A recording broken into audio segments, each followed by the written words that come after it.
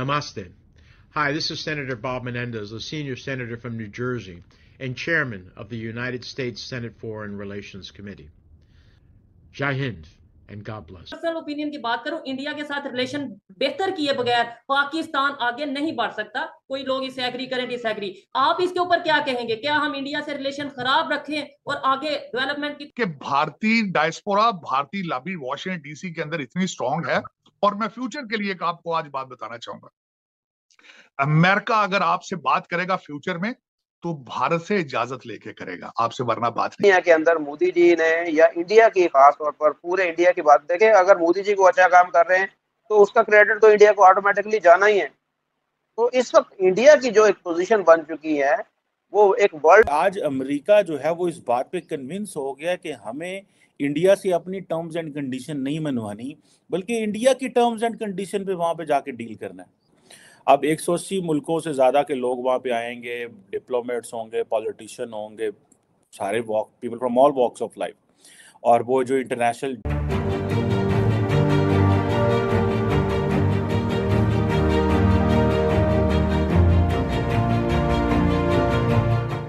नमस्ते दोस्तों, आप सभी का स्वागत है निक न्यूज़ बर्नर में।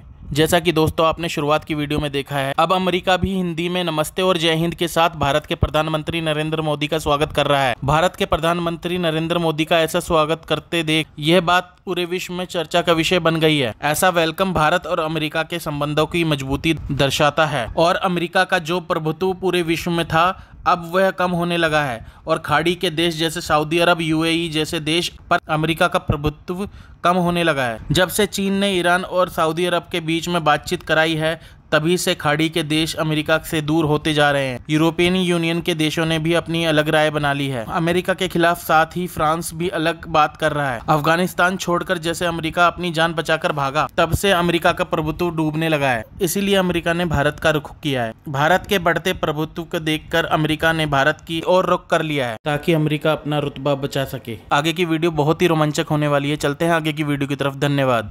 यूएस कांग्रेस के जॉइंट सेशन को ये एड्रेस करेंगे, उसके बाद इंडियन डायस्पोरा को एड्रेस करेंगे। और आपको एक और चीज बता दें, मोदी जी जो है इंटरनेशनली बहुत ही ज्यादा पॉपुलर नेता के तरफ में जानते हैं और बहुत कम कंट्रीज हैं जिनके नेता इतने पॉपुलर है और दुनिया जानती है।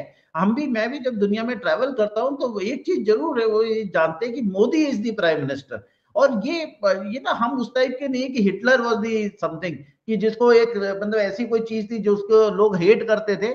मोदी जी के लिए एक जेन्युइन रिस्पेक्ट है। आप किसी कंट्री में चले जाइए, चाहे डायस्पोरा में हो या बाहर भी हो, जितने लोग इंटरनेशनल पॉलिटिक्स और जियो पॉलिटिक्स को जानते हैं और भारत को जानते हैं, वो मोदी जी को अवश्य जानते हैं। राइट, मोदी जी को अवश्य जानते हैं। भारतीय डायस्पोरा, भारतीय लॉबी वॉशिंगटन डीसी के अंदर इतनी स्ट्रांग है। और मैं फ्यूचर के लिए एक आपको आज बात बताना चाहूंगा। अमेरिका अगर आपसे बात करेगा फ्यूचर में तो भारत से इजाजत लेके करेगा, आपसे वरना बात नहीं करेगा।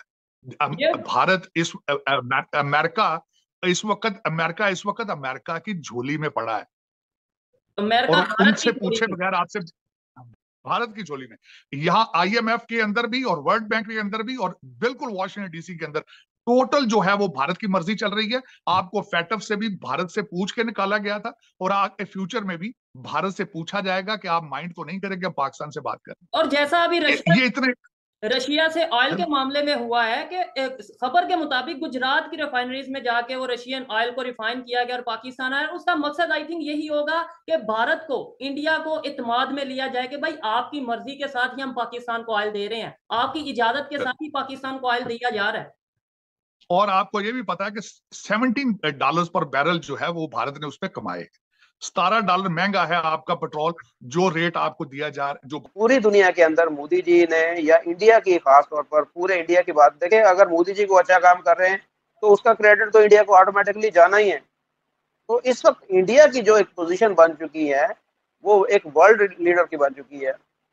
हालांकि आप देखें इकोनॉमी में चाइना इंडिया से बेहतर है, अमेरिका भी इंडिया से आगे है, लेकिन जो एक खास मुकाम इस वक्त इंडिया को हासिल है वो यही है, वो इंसानियत का। यानी देखें ना कि कहीं भी कोई भी प्रॉब्लम होती है तो सबसे पहले इंडिया वहां पर पहुंचता है, किसी की हेल्प करनी हो, कहीं भी कोई चीज हो।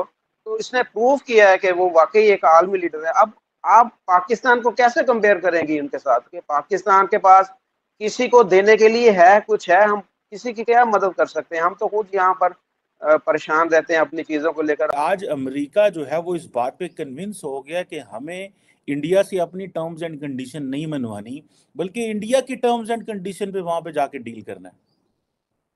सो ये चीजें जो है ये वो वैसे ही है जैसे, इन अदर वर्ड्स बेसिकली ये क्रिटिसिज्म भी है, लेकिन in other words this is also the acceptance of India. मतलब प्राइम मिनिस्टर मोदी ने जिस तरह चीजों को ट्रांसफॉर्म किया है, मतलब he is been an excellent statesman. उसने ये नहीं साबित किया कि मैं एक चाय वाला हूं तो मैं मुल्क नहीं चला सकता। मतलब उसने अपना काम करके दिखा दिया। किसी को अच्छा लगे, किसी को बुरा लगे, किसी को क्या लगे, किसी को इससे क्या तकलीफ हो या किसी को खुशी हो, इससे कोई फर्क नहीं पड़ता। वो कहता है ना, success has many fathers and failure is orphan. आज मोदी कामयाब होके सब उसको ऑन करेंगे, वो नाकाम होता तो सारे कहना यार देखो यार की है। सो हमें ये प्रॉब्लम ये है कि हमें पता ही नहीं है हमने जाना किधर है।